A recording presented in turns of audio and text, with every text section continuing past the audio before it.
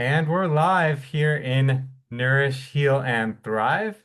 I'm really excited. We have John here, and John, John's going to share all about his Believo Education Center that he's doing, and I'm excited to do this. So, uh, John, why don't you share a little bit about who you are, where you're from, and what you do? So my name is John Musonda, and I'm from Zambia. What I do is that I'm in the education sector. I teach people how to read and write, meaning that the problem that I solve as a business is to eradicate illiteracy. So to help people in how they may be able to have more knowledge. So meaning that my education center, which is called Believo Education Center, which was started in 2022. The aim is basically to give people more knowledge and to let them have the success that they need to get out from education. So that's all about me. And in Zambia, we call it extra lessons. That's where I'm more basically in. So in as much as it caters things to do with eradicating illiteracy, but I also teach people how to read and write. Yes, that I do, but I'm more interested in helping people to get the things that they are not getting in schools. So when they go in school, they may learn, but others, are slow learners, others are fast learners. So what I do is that once they come from school, I come and sit them down. We say, what did you learn? Then didn't you get? Then now I help them to classify that at their own level. That's why we call it extra lessons, tuitions. So it's actually the Believo Education Center where we help people in getting to see the levels of understanding. They differ, but that's what we solve. John, that's amazing that you do this. We need more people like you that do things like this. So thank you for doing this. But what was the driving force that, helped you decide to do this? Okay, so the driving force that helped me to do this or that led me to do this is that when I was in school, that was when I was in grade 11, I started understanding things that I was not understanding when I was in lower grades. So I got to realize that it was not about me not being intelligent. Sometimes it was about the foundation that I had. I had a very poor foundation. Having done my education, my primary education in the villages. So my basically I did my education in the village. That here in Zambia we call it rural Kabwe. That part the schools and homes are very far, so there is a very long distance. So you have to walk a lot of kilometers from home to school. Yeah, so and we were young. So sometimes you'd miss classes, sometimes teachers might not also show up because those are villages. A lot of challenges were happening. So with that, we got to miss out on a lot of things, meaning that my foundation was not well built. Imagine I was in grade 7 here in Zambia, that is level 7 primary education, and I was not able to read, meaning that is about that is about how many years? 13, 14 years. I was not able to read. I didn't know how to read. I was even struggling to speak correct English. Imagine. So that was very hard for me. What happened? I had to start to work hard in order for me to get the foundation that I missed in lower grades. So what the driving force was basically to help those students who were also in my shoes. In as much as I worked hard to help myself to start reading, to start understanding English, and even to start speaking like I'm doing now. I still have challenges in speaking correct English, but I'm not like the way I was. It's all because of I worked hard for it. Yeah, so I had to sacrifice a lot of time to know how to read, to know how to write, and even to know how to speak. So what did I think of it? I thought, let me open a center that will be making these students who have been gone through this same challenge. Let me make it easier for them. Let me do things easier for them. Instead of them wasting a lot of years to teach themselves as I did, let me be a guide to them so that I help them to get that knowledge they need, meaning that I'll be there for them to help them get the information that I needed, and there was no one to give me that I needed at that time. Now, I want to make it easier for them to have the education they need. I'm not the one who is providing the education. It is the government that is providing the education. I'm just like a supplement. So I'm just adding up the knowledge and also putting them in a balance. There are those students who have a low understanding, and I'll help them to qualify to reach that level of which their friends are. Then there are those students who are very sharp, but they make silly mistakes. I help them also to know that you have to pay attention to small details, simple details. So with that, what the driving force was basically myself. I thought of doing what someone didn't do for me when I was struggling in getting school or education. So that's basically the driving force, Derek. Wow, that's so amazing. And your English is excellent, by the way. So you're speaking Oh, thank you very much. yeah, Thank you. it's very clear. We understand you perfectly. So you're doing great. Um, yeah. So you had some slides you wanted to share. Do you want to share those now, or do you have? Yes, let me share this right Yeah. now. Yeah. So let me share the slides. They are giving me a journey of on how I moved up to now. Though I'm still struggling, but it was helpful. Yeah.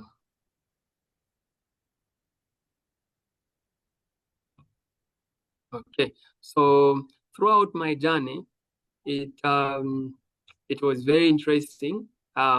Just to let you know, I love what I do. And this is let me just come to this slide.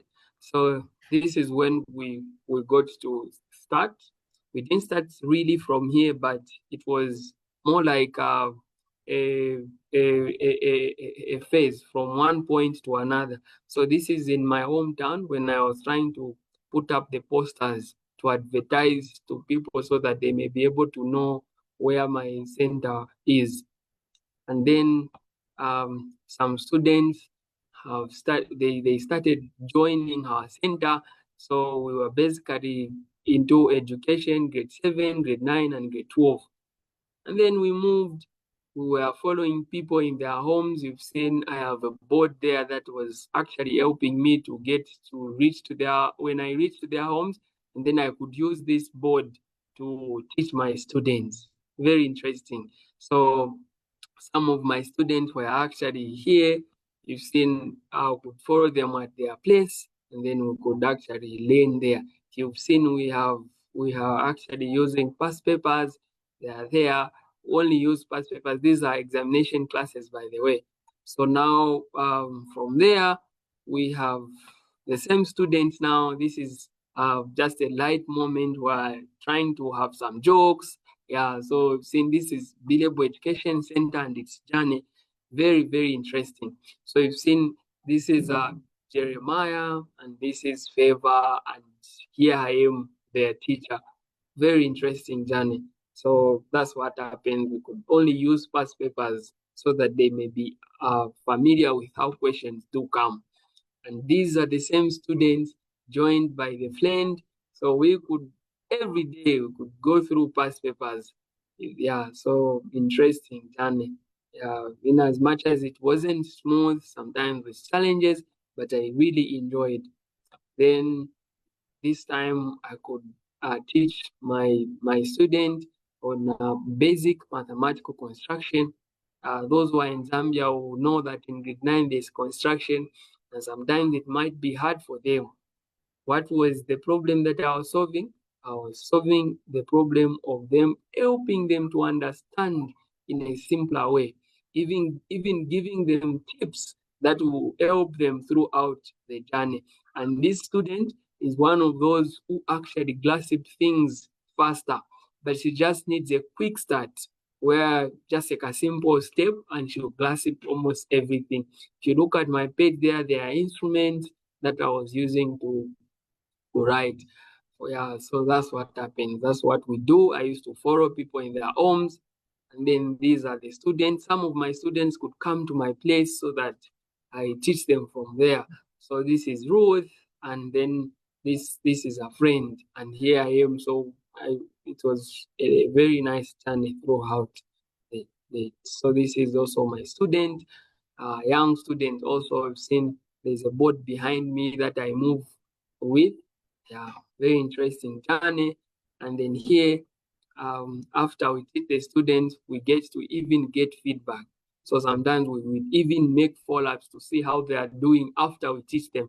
Since the time I went to see my student whom I taught for some years, I was teaching her when she was young, and now she's grown up, and then the parents have even moved. So I went there to check on how she's doing academically, and we found that she's doing very well, actually, even more than more than she was doing when she was in our hands. Yeah, so now home tuition centers, as I stated, these are also some of the students that I was teaching. Yeah, I could follow them to their places, and then they were enjoying. They are using past papers there, different materials that I have. I could help them go through, and then a lot of them started joining up, as you can see. So it is very interesting. I can see the caption there.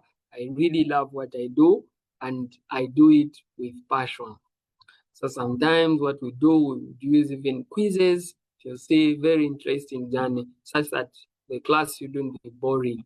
After the class, we have some time to laugh. Yeah, and then this time we've seen this is my student followed at a place. But you know what? It was very hard to follow almost everyone in their places, to teach them in different areas. Yeah, at the moment, I'm just alone. So what I did was I thought of it to say, if I have 20 students, how can I divide myself to teach them at the same time? It was very, very hard. So what happened was I could only teach maybe 6 or 7, and I'm very tired. I'm very exhausted. What did I do?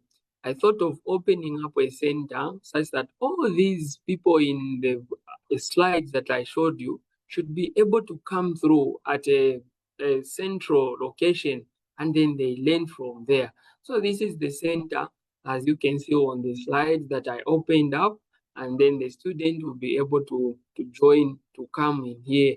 This is my tuition center. We haven't yet written there that it's a tuition center, because this is when I just recently rented it. We want to see how much we can be able to put in it so that it can be attractive and very clean. If you can see, the environment is not very much conducive for the students. Yeah, so that's basically what we do. And then here I was cleaning the place so that my students should find it clean. But if you can see the inside there, it's I tried by all means to clean. It was more dirty than it is like this. This is my tuition center. I was very super excited when I rented this one. I was very much excited because it was my first time to have the official tuition center. Yeah, I was very, very much excited. As you can see, when I paid, I could just go after 1 hour, I go and check up on it in case someone would have stolen it. So it was very interesting.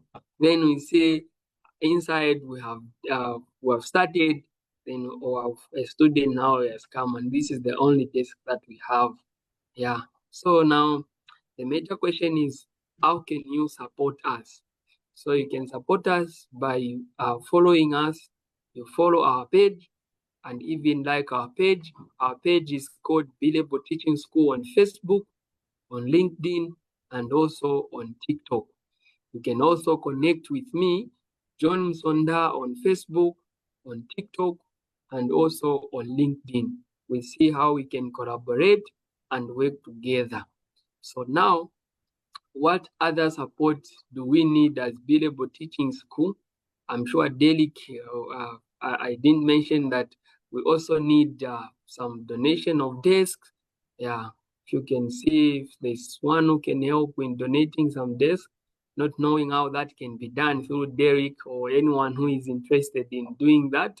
So if you can see here inside, we don't have anything in the center, but we are only moved by passion and motivation and even encouragement from you in the group. We really appreciate if that can be done. If the chairs can be put in there, even garden chairs would appreciate. And even mathematical instruments for the students. If you can see here on this page, most of my students really love dealing with mathematics, and they might need some support with these instruments. So that's the help that we would need, even to paint the center and everything. Yeah, such donations would be very, very much appreciated. So that's all I wanted to share, Derek. I don't on this live. Thank you very much. Well, thank you, John. You're doing amazing work. And yeah, if we're going to have you put all those links that you mentioned here in the comments of this video so people can connect with you and if they want to donate or find out how else they can support you, they'll have that opportunity to do that. Um, I was curious as you're going through the slides, I noticed that your students were of, very different ages. You had some really young kids all the way until, some older, teenagers. Is that typical, or what's the typical age you help?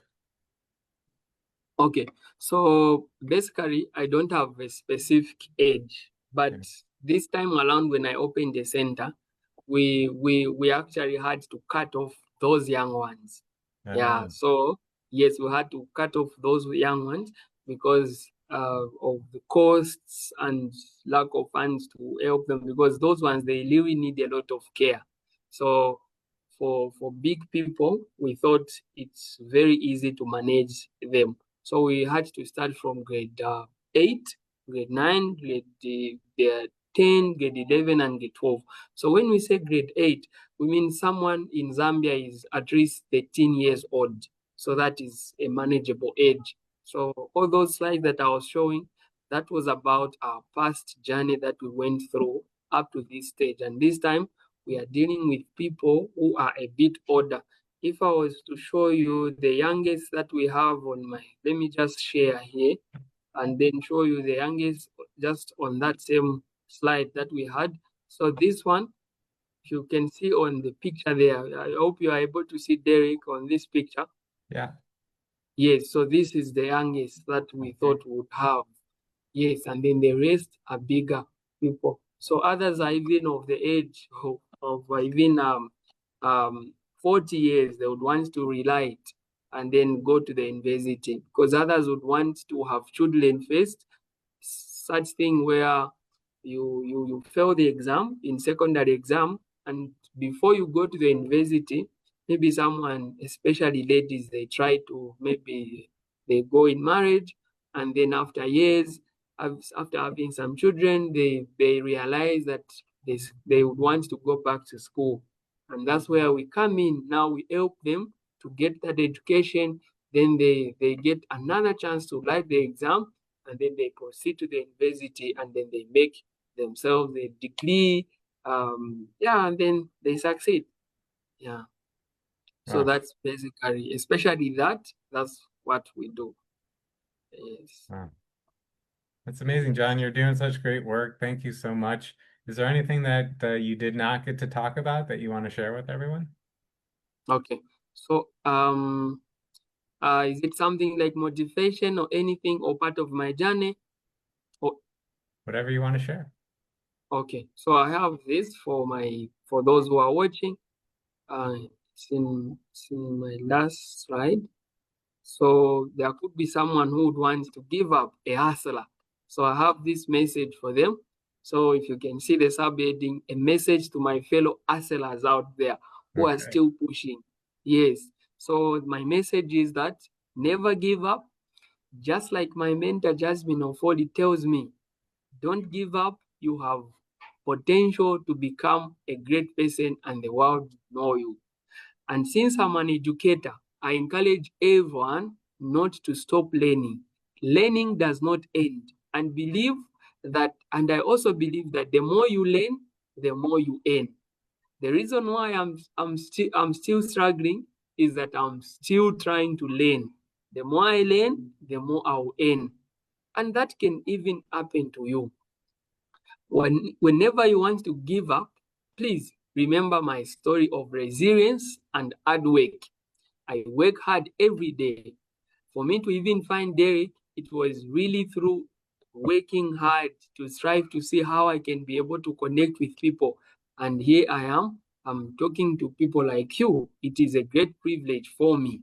So I urge you all to continue working hard, to continue striving hard. One day as Aseras, things will get better. And I wish you all the best. But remember to trust the process, because I also do trust the process. Just like the group says, Nourish, I'm sure this story has nourished you. Heal, I'm sure this story of mine will heal your wounds. Thrive, yes, you need to strive. If this is the time you need to strive and thrive, yes, do so, thrive, and then we'll meet at the top.